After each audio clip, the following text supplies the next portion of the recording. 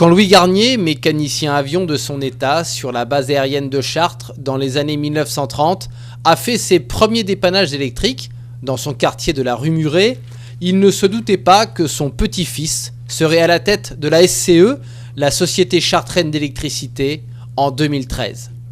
D'abord Louis, puis Guy, aujourd'hui Didier, et si l'installation électrique a toujours été le cœur de métier de l'entreprise, il a fallu s'adapter et ne plus se contenter des installations dans le secteur tertiaire et le bâtiment, mais s'ouvrir aussi et se positionner dans le domaine industriel. Ce sont quand même deux mondes qui cohabitent mais qui sont sensiblement différents.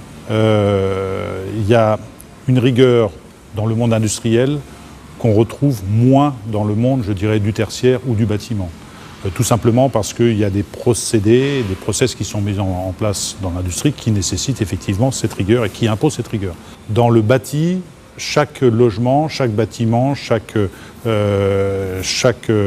chantier, c'est un chantier à part. Il est unique. Depuis toutes ces années, la famille Garnier a marqué de son empreinte les grands chantiers chartrains, de la construction des quartiers comme Beaulieu et Rechèvre, ou des entreprises, Éticon ou Métalor, et puis plus récemment avec des réalisations phares. La plus récente et la plus importante semble être, je dirais, l'Odyssée de Chartres en termes d'installation électrique, puisque de A à Z, nous avons réalisé l'ensemble des installations électriques de ce bâtiment. Dernièrement, ce sont les installations du site de Crussé Village, effectivement, où il y a les fameux 750 000 panneaux photovoltaïques, l'hôpital de Chartres. Et la SCE a encore poursuivi sa diversification. Didier Garnier ne comprenait pas pourquoi il ne pouvait pas raccorder les machines pour lesquelles il amenait le courant. Une rencontre, en 1998, aboutit à la création d'un département maintenance industrielle et automatisme. L'absence, les congés, la maladie, voilà. Donc pour un industriel, quand il produit 24 heures sur 24, eh bien, il se doit que son outil soit en permanence, je dirais, absolument opérationnel.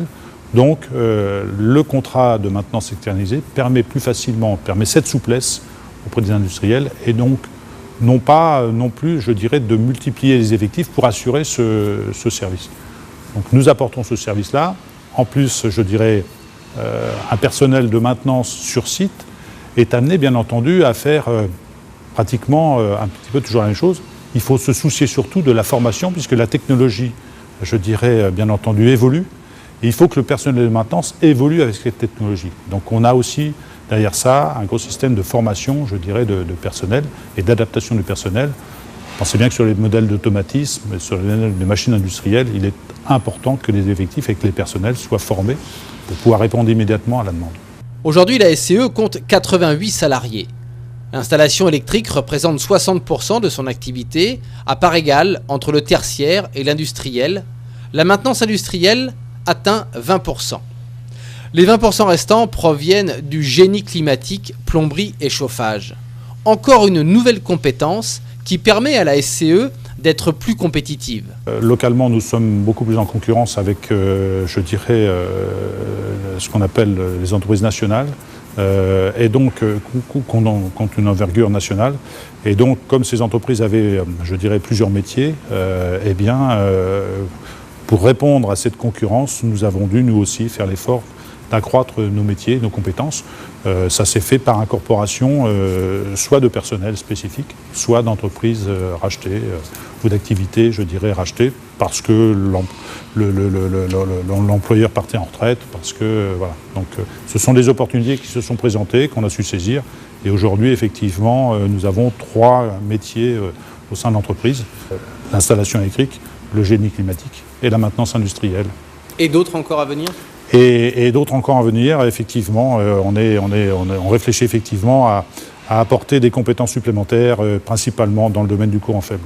La société poursuit sa croissance et Didier Garnier sait qu'il peut compter sur la 4e génération déjà présente à ses côtés.